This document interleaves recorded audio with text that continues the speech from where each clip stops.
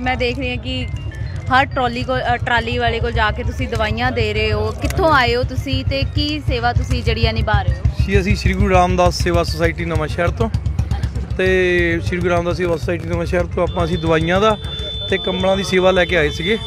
दिल्ली की इत्थे जिहड़ी संगत है जिन्हां नूं लोड़ है बहुत ज़्यादा लोड़ ते उन्हां नूं उत्थे एक तां कैंप लाया सीगा उत्थे जिहड़ा ऑन दी स्पॉट दवाई ले जांदा वो ठीक आ ते बाकी असी इस तरह जिहड़ी बाकी दवाई आपां ट्रालियां 'च जाके जिहड़ा बिल्कुल लोड़वंद बंदा हैगा ਉਹਨੂੰ ਦਵਾਈ ਆਪਾਂ ਡੋਰ ਟੂ ਡੋਰ ਸਪਲਾਈ ਕਰਦੇ ਆ ਤੇ ਜਿਹੋ ਜਿਹੀ ਲੋੜ ਆ ਤੇ ਸਾਡਾ ਤਾਂ ਮਿਸ਼ਨ ਇਹੀ ਆ ਵੀ ਜਿਸ ਕਿਸੇ ਨੂੰ ਵੀ ਜ਼ਰੂਰਤ ਹੈਗੀ ਆ ਉਹਨੂੰ ਦਵਾਈ ਮਿਲ ਸਕੇ। ਜੇ ਠੰਡ 'ਚ ਕੰਬਲ ਦੀ ਲੋੜ ਹੈ ਤਾਂ ਕੰਬਲ ਦੇ ਦਈਏ ਹੈ ਨਾ ਜੀ। ਬਾਕੀ ਇਹ ਆ ਵੀ ਇਹ ਕਾਲੇ ਕਾਨੂੰਨ ਨੂੰ ਵਾਪਸ ਕਰਨ ਲਈ ਹਰ ਕੋਈ ਆਪਣੇ ਵੱਲੋਂ ਜਿੰਨਾ ਜ਼ੋਰ ਲੱਗਦਾ ਜਿੰਨੀ ਕੋਈ ਸੇਵਾ ਨਿਭਾ ਰਿਹਾ ਹਰੇਕ ਧਾਰਮਿਕ ਜਥੇਬੰਦੀ ਹਰੇਕ ਸੋਸ਼ਲ ਵਾਲੇ ਹਰੇਕ ਤਰ੍ਹਾਂ ਦੀ ਸਰਵਿਸ ਵਾਲੇ ਬੰਦੇ ਸੇਵਾ ਕਰ ਰਹੇ ਆ ਤਾਂ ਉਹਨਾਂ 'ਚ ਵੀ ਅਸੀਂ ਵੀ ਉਹਦਾ ਜਿਹਾ ਇੱਕ ਰੋਲ ਨਿਭਾ ਰਹੇ ਹਾਂ ਮਹਾਰਾਜ ਦੀ ਕਿਰਪਾ ਦੇ ਨਾਲ। ਤੇ ਅਸੀਂ ਕਹਿੰਦੇ ਆ ਵੀ ਜਿੰਨਾ ਛੇਤੀ ਮੋਦੀ ਨੂੰ ਅਕਲ ਆ ਜਾਵੇ ਤੇ ਜਿੰਨੀ ਛੇਤੀ ਵਾਪਸ ਕਾਨੂੰਨ ਆਪਣੇ ਲੈ ਲਵੇ ਇਹ ਤਾਂ ਬਹੁਤ ਵਧੀਆ ਗੱਲ ਆ। ਨਹੀਂ ਤਾਂ ਇਹੋ ਜਿਹਾ ਮੂਰਖ ਦੁਨੀਆ ਦੇ ਉੱਤੇ ਮੂਰਖ ਪ੍ਰਧਾਨ ਮੰਤਰੀ ਕੋਈ ਨਹੀਂ ਹੋਣਾ। ठीक है जी। वाहिगुरू जी का खालसा वाहिगुरू जी की फतेह। अच्छा सर एक होर सवाल मैं पूछना चाहवांगी कि ਇਹਦੇ ਵਿੱਚ ਜਿਹੜੀਆਂ ਤੁਸੀਂ ਦਵਾਈਆਂ ਲੈ ਕੇ ਆਏ ਹੋ ਇਹਨਾਂ ਵਿੱਚ ਕਿਹੜੀਆਂ ਜਿਹੜੀਆਂ ਦਵਾਈਆਂ ਮੇਨ ਨੇ? ਮੇਨ ਦਵਾਈਆਂ ਜੀ ਜਿਸ ਤਰ੍ਹਾਂ ਕਿਸੇ ਨੂੰ ਲੂਜ਼ ਮੋਸ਼ਨ ਲੱਗੇ ਉਹਦੇ ਇਨਫੈਕਸ਼ਨ ਪੇਟ ਦੀ ਇਨਫੈਕਸ਼ਨ ਹੋ ਗਈ ਜ਼ਿਆਦਾਤਰ ਆਮ ਜਦੋਂ ਨਾ ਖਾਣ ਹੋ ਜਾਂਦਾ ਬਦਹਜ਼ਮੀ ਹੋ ਜਾਂਦੀ ਹੈਗੀ ਐਸਿਡਿਟੀ ਹੋ ਗਈ ਤੇ ਇੱਕ ਬੁਖਾਰ ਜਿੱਦਾਂ ਨੋਰਮਲ ਹੈ ਨਾ ਤੇ ਬੁਖਾਰ ਦੀ ਹੋ ਗਈ ਇੱਕ ਸ਼ੂਗਰ ਦੀ ਵੀ ਹੈਗੀ ਆਪਣੇ ਕੋਲ। ਠੀਕ ਹੈ ਜੀ। ਇਸ ਤਰ੍ਹਾਂ ਸਾਰੀਆਂ ਹੈਗੀਆਂ ਜਿਆਦਾ ਰੇਸ਼ਾ ਦੀ ਜ਼ਿਆਦਾਤਰ ਆਮ ਗਲ ਖਰਾਬ ਹੋ ਜਾਂਦਾ ਰੇਸ਼ਾ ਦੀ ਉਹਦੀਆਂ ਹੋ ਗਈਆਂ ਤੇ ਤਕਰੀਬਨ ਸਾਰੀਆਂ ਹੈਗੀਆਂ ਆਲਮੋਸਟ ਸਾਰੇ ਤਰ੍ਹਾਂ ਦੀ ਦਵਾਈ ਰੱਖੀ ਆ ਤੇ ਜਿਹੜੀਆਂ ਲੋੜ ਪੈਂਦੀ ਆ ਮੋਸਟਲੀ। हाँ जी thank you so much sir. हर आदमी दुखी है मैम इनसे। इस सरकार से इनकी मजदूर भी दुखी है किसान भी दुखी है। मजदूर इसलिए दुखी है मेन के कारण क्या है इनका अब जो वर्कर कंपनी से बाहर निकला जी सैलरी उससे पूछिए आपको कितनी मिलती है? उसको मिलती है 7,000 वो भी 7-8 हज़ार रुपये इसको 12 घंटे के मिलते हैं। और जो अंदर रजिस्टर हैं वहां पर उसकी 18,000 उससे पहले साइन करवा लिए जाते हैं। तो ये समझिए कि उसने तो 18,000 दिखा दिया आगे जी नहीं वो तो अपना इनकम टैक्स बचा गया कि मैंने तो लेबर में बांट दिया। लेबर को क्या मिला? लेबर को तो 8,000 मिला। और ये सारी जो हमसे अपनी एक रसोई नहीं बन पाती उन्होंने ये इतनी बड़ी 2-2 हज़ार में अपनी कंपनियां बना ली जी। नहीं तो हर आदमी दुखी है किसान भी दुखी है मजदूर भी दुखी है। तहकीकात तक नहीं जाते बाहर अपना देखते हैं ऐसे। तो सर आपका क्या कितना है आप बता सकते हैं? क्या मैम आप क्या काम करते हो? मैं तो टीचर हूँ मैम। हाँ। लेकिन मजदूरों को देखते हैं पूछते हैं उनसे कि भाई कितना मिलता है? 7,000 8,000 कितने का 12 घंटे का 12 घंटे का 8,000 रुपया जबकि 8 घंटे की 9,000 रुपये 10,000 रुपये सरकार बताती है भाई इतने कम से कम है। नहीं तो दुखी तो सभी है मैम जी। अंदर हकीकत को जानो तब तो कामयाब है। ऐसे ही दूसरे प्रधानमंत्री थे ऐसे ये चल रहे हैं। तो मतलब कि आपके कहने का मतलब है कि जो हमारी सरकार है वो बाहर से ही देखती है उनको जो है गहराई में जाके इसकी जांच पड़ताल करनी चाहिए। थैंक यू मैडम मैं एक बात कहना चाहता हूँ। जी जी जैसे इनको पेंशन मिलती है एमपी को एमएलए को ये एक एमपी एक एमएलए 5 बार 5 टाइम पेंशन ले लेता है। एक बार इलेक्शन जीता उसकी पेंशन फिर दूसरी बार इलेक्शन जीता फिर उसकी पेंशन जबकि एक आम आदमी 2 पेंशन नहीं ले सकता। क्या उनके लिए कानून नहीं है इस चीज़ का?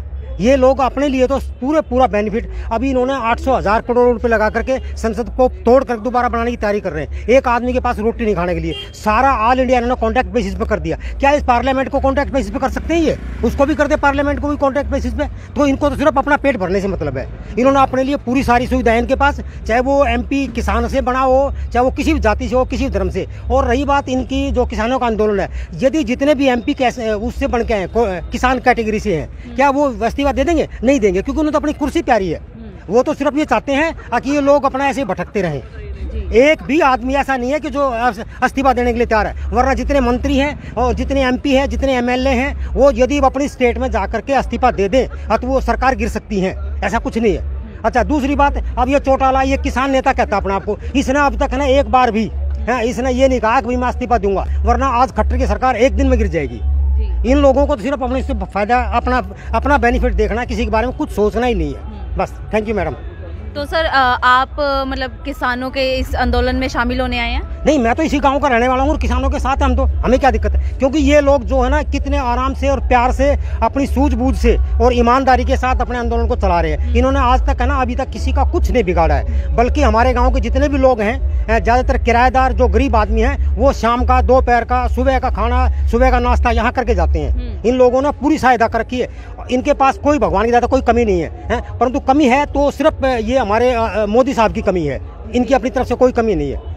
तो आप क्या कहना चाहोगे किसानों की तरफ से मोदी सरकार को? मैं तो ये कहना चाहता हूँ, कम से कम जब एक आदमी वो कहता है कि तुम्हें इससे बेनिफिट है, मोदी जी कहते हैं कि तुम्हें इस बिल से बेनिफिट है, जब एक आदमी आप जबरदस्ती उसको खीर खिला रहे हैं, भाई इससे खा भाई जब नहीं खा रहे क्यों उनके साथ जबरदस्ती कर रहा है वो? ये इन्होंने कहता है बिल हमें पसंद नहीं है तो खत्म करे, क्यों बेकार पंगा ले रहा है वो? इससे देश की अर्थव्यवस्था खराब ही हो रही है। पूरा साल कुछ तो कोविड पी गया है और कुछ अब ये मोदी पी जाएगा, ऐसा है तो पूरे साल मजदूर और ज़्यादातर उन लोगों को कोई दिक्कत नहीं है। जो पार्लियामेंट में MP बैठे हैं, MLA बैठे हैं, मिनिस्टर बैठे हैं और जो भी ब्यूरोक्रेसी बैठी है, बिजनेसमैन है, उन्हें कोई प्रॉब्लम नहीं। प्रॉब्लम तो उस आदमी को जिसके पास शाम का खाना नहीं है, वो परेशान है। पूरे इस कोविड ने पूरे मजदूरों को तोड़ के रख दिया है, रोटियां नहीं है खाने के लिए। ये तो भला हो इन किसानों का आगे जो 10 दिन 15 दिन निकल गए रोटी खाने के लिए, वरना यहाँ रोटी थी कहाँ लोगों के पास? कितनी परेशानी हो रही है। उन्हें इस बात से कोई मतलब नहीं, क्योंकि उनका तो पेट भरा हुआ है, उन्हें तो अच्छे अच्छे होटलों में खाना मिलता है, अच्छे ठाट से रहते हैं वो ना, उनके यहाँ तो कोई दिक्कत ही नहीं है। दिक्कत है तो आम आदमी को है। जी। तो सर आप क्या काम करते हैं बताएंगे सर? मैं तो लेबर टाइप आदमी हूँ। मैं क्या करता? कुछ नहीं करता, काम है ही नहीं। फैक्ट्रियों में 12 घंटे के है ना 8,000 रुपये देते हैं, और वो भी देते नहीं देते। अच्छा, रात को गए ड्यूटी पर, उसने यदि वो सोता पा गया बेचारा, रात को बैठ गया, सो गया, नींद आ गई, उसके पैसे काट लेते हैं। तो तनख्वाह पैसे हैं कहाँ? पैसे नहीं है कहीं भी। पैसा है आज इस हिंदुस्तान की जो अर्थव्यवस्था है, 70% जो पैसा है वो 30% पैसा लोगों के पास है, और जो 70% लोग हैं उनके पास 30% पैसा है इस देश की जो अर्थव्यवस्था है। अच्छा, आज एक आदमी जो बड़े मिनिस्टर है, कोई भी है, बिजनेसमैन है, वो कई हज़ार करोड़ रुपए लोन मिल जाता है। एक गरीब आदमी यदि 5,000 रुपये लोन लेता है, उसे 1 साल लग जाते हैं। और पूरी एक किसान लोन लेगा, उसकी सारी ज़मीन लिखवा लेंगे उससे। आज तक इन्होंने उनका कुछ नहीं लिखवाया। अडानी पडानी लोन लेते हैं, चले जाते हैं, अपना ऐश करते हैं, बाहर चले जाते हैं। वो उनका जो डील होती है वो बाहर विदेशों में बैठ करके होती है, यहाँ नहीं होती उन लोगों की। इनको तो कोई कहने वाला हो ना पार्लियामेंट में जाकर के। और मुझे एक बात समझ नहीं आती, पता नहीं ये क्यों जो किसान नेता बने घूम रहे हैं, वहाँ पार्लियामेंट में इस्तीफा क्यों नहीं देते वो लोग? जो इतने किसान नेता है, 40% किसान नेता है पार्लियामेंट में, वो इस्तीफा दें, परंतु नहीं, उन्हें सीट प्यारी है, उन्हें किसानों से क्या मतलब है? अच्छा, जब वो ये जीत जाएंगे फिर इनके पास आ जाएंगे वो लोग, क्योंकि उन्हें दोनों तरफ चलना है, माइनस भी रहेंगे प्लस भी रहेंगे, पर वो रहते प्लस ही हैं, उनका कुछ नहीं बिगड़ता। उन्हें तो ऐसे लेनी है हर तरह से, इनके जीत जाए तो ठीक है, या हार जाए तो ठीक है, किसान परेशान हो जाए तो ठीक है, बिल को मान ले तो ठीक है, नहीं मान ले, उनके तो अपना हर दोनों मुट्ठी में लड्डू हैं, वो तो उनको तो ऐसे लेनी है। जी, बहुत ही ਚੰਗਾ ਲੱਗਾ। ਇਹ ਸੀਗੇ ਸਾਡੇ ਮਜ਼ਦੂਰ ਭਾਈ, ਜਿਹੜੇ ਇੰਨੀ ਸਮਝ ਇਹਨਾਂ ਨੂੰ ਹੈ, ਤਾਂ ਮੈਨੂੰ ਇਹ ਨਹੀਂ ਸਮਝ ਲੱਗ ਰਿਹਾ ਜਿਹੜੀ ਸਾਡੀ ਸੈਂਟਰ ਸਰਕਾਰ ਹੈ ਉਹਨਾਂ ਨੂੰ ਇੰਨੀ ਛੋਟੀ ਗੱਲ ਕਿਉਂ ਨਹੀਂ ਸਮਝ ਆ ਰਹੀ ਹੈ। ਤੇ ਮੋਦੀ ਸਾਹਿਬ ਤੁਹਾਨੂੰ ਇਹ ਕਹਿਣਾ ਚਾਹਾਂਗੇ ਕਿ ਜਿਹੜੀਆਂ ਚੀਜ਼ਾਂ ਵੱਲ ਧਿਆਨ ਦੇਣਾ ਚਾਹੀਦਾ ਉਧਰ ਧਿਆਨ ਦੇ ਲਓ, ਕਿਉਂਕਿ ਤੁਹਾਨੂੰ ਵੀ ਪਤਾ ਹੈ ਕੋਵਿਡ ਕਰਕੇ ਕਿੰਨਾ ਨੁਕਸਾਨ ਜਿਹੜਾ ਹੈ ਇੰਡੀਆ ਦੇ ਵਿੱਚ ਹੋਇਆ ਹੈ, ਤੇ ਤੁਸੀਂ ਕਿੱਧਰ, ਮੈਂ ਕਹੂੰਗੀ ਨੁਕਸਾਨ ਕਿੱਧਰ ਹੋ ਰਿਹਾ, ਧਿਆਨ ਕਿੱਧਰ ਦੇਣਾ ਚਾਹੀਦਾ। ਸਾਡੀ ਅਰਥ ਵਿਵਸਥਾ ਗਿਰ ਰਹੀ ਹੈ, ਉਹਦੇ ਵੱਲ ਧਿਆਨ ਦਿਓ, ਨਾ ਕਿ ਇਹ ਕਿਸਾਨਾਂ ਦੇ ਪਿੱਛੇ ਪਵੋ। ਤੇ ਉਮੀਦ ਕਰਦੇ ਹਾਂ ਜਿਹੜੀ ਸਾਡੀ ਕੇਂਦਰ ਸਰਕਾਰ ਹੈ ਜਲਦ ਹੀ ਕਿਸਾਨਾਂ ਦੇ ਹੱਕ ਦੇ ਵਿੱਚ ਫੈਸਲਾ ਸੁਣਾਏਗੀ।